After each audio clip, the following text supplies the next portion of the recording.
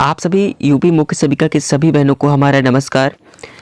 जैसा कि आप सभी का इंतज़ार था कि आखिर हम सभी का निस्तारण कब होने वाला है, क्योंकि जब से स्टे लगा हुआ था इस मामले की बहस जो है कोर्ट में लगातार चल रही थी।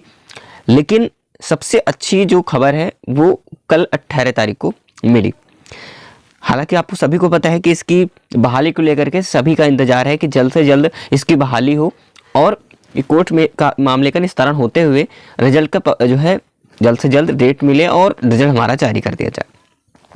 लेकिन सबसे पहले मैं आपको बता देता हूं कि सरकार हो या फिर इस टाइम पे बात करूं, कोई भी सचिव न चाहता है, न प्रशासन चाहता है, न आयोग के कोई कर्मचारी चाहते हैं, लेकिन आयोग खुद नहीं चाहता है कि ये भर्ती जल्द से जल्द जो है डिले होना चाहिए। यानी कि वो डिले करना चाहता नहीं बिल्कुल भी। वो खुद सोचता है कि लोकसभा इलेक्शन से पहले आपकी भर्ती का निस्तारण हो, क्योंकि वो अपने ऊपर प्रेशर नहीं रखना चाहता, वो खुद चाहता है। अब काफ़ी लोग सोचोगे कि इस समय आयोग जाना सही होगा, हमें सचिव से बात करनी चाहिए, ठीक है। काफ़ी लोग धरना प्रदर्शन की बात करें। देखिए, इस सारी चीज़ें करने से कुछ लाभ मिलने वाला नहीं है इस टाइम पे, क्योंकि जब मामले में स्टे ऑर्डर लगा हुआ है तो रिजल्ट को लेकर के लगा हुआ है, भाई रिजल्ट को लेकर के रोक है और बाकी कुछ भी नहीं है। आप सोचोगे रिजल्ट तो ही मेन है हमारा, बात तो सही है। तो देखिए, मैं आपको सबसे पहले बता दूं कि बिल्कुल भी आप लोगों को परेशान होने की जरूरत नहीं है।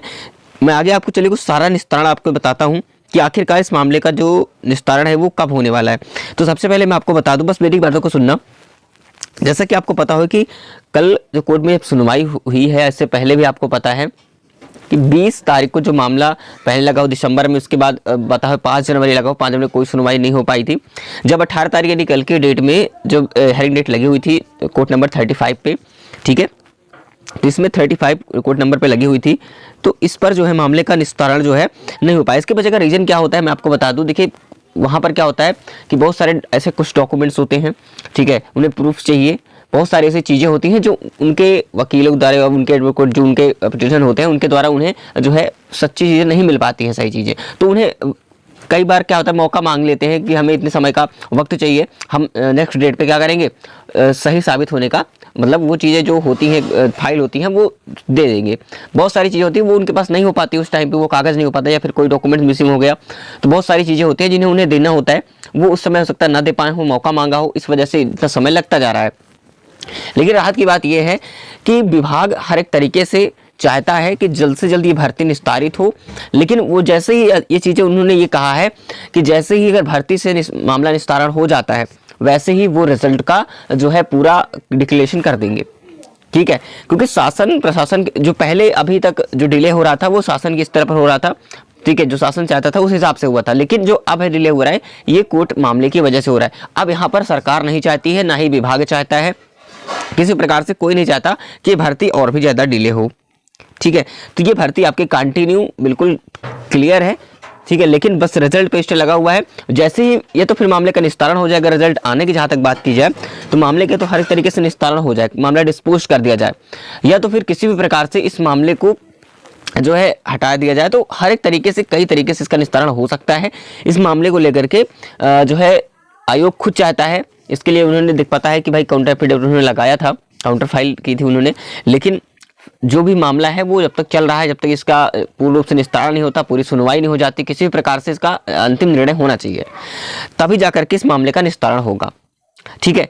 तो कुल मिला के ज़्यादा समय नहीं लगेगा कहीं ना कहीं। यहाँ तो मुझे पता है कि जो नेक्स्ट डेट हमारी मिलने वाली है, क्योंकि स्टेटस देखना बहुत जरूरी है और जैसे ही स्टेटस अभी तो शो नहीं कर रहा है, जिसे नेक्स्ट डेट की स्टेटस शो होगी मैं आपको जरूर दिखाऊंगा, ठीक है, किस डेट को मिलने वाला है। हालांकि उन्होंने अगले डेट को लेकर के उन्होंने मौका दिया है, इसके अलावा हो सकता है कि मौका ना मिले, ठीक है।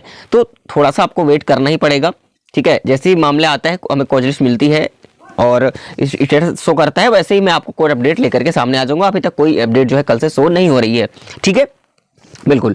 तो आप लोगों को परेशान होने की बिल्कुल भी जरूरत नहीं है। आप सभी बहनों से मैं रिक्वेस्ट करूंगा कि आप लोग थोड़ा सा पेशेंस रखिएगा, ठीक है। बहुत जल्द निस्तारण होगा आप सभी का, बिल्कुल परेशान होने की जरूरत नहीं है। और जहाँ तक बात करें आंसर की कि आप लोग समझ रहे हो रिवाइज आंसर की कब आने वाली, तो मैं आपको बता दूं जैसे ही रिवाइज आंसर की आपका कभी भी जारी कर सकता है, उसमें कोई रोक नहीं है। रिवाइज आंसर की आपकी कभी भी जारी हो सकती है, उसके लिए कोई रोक नहीं है। केवल रिजल्ट के लिए स्टे लगा हुआ है, तब तक के लिए रिजल्ट थोड़ा सा रुका है जब तक कि मामला चल रहा है।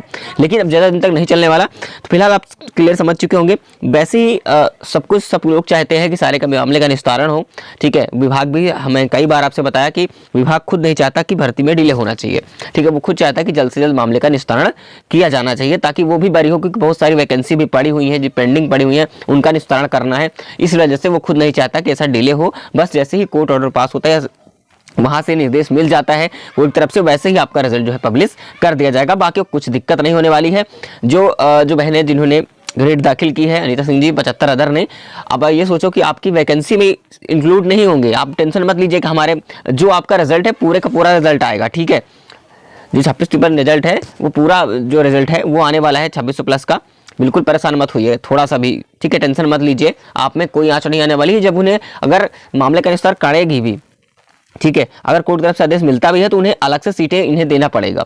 आप में कोई आंच नहीं आने वाली, ये डर बिल्कुल खत्म करो, ठीक है। बाकी आगे की अपडेट मैं आपको प्रोवाइड कराता रहूंगा। चलिए मिलेंगे नेक्स्ट इन्फॉर्मेशन में, तब तक के लिए जय हिंद जय भारत।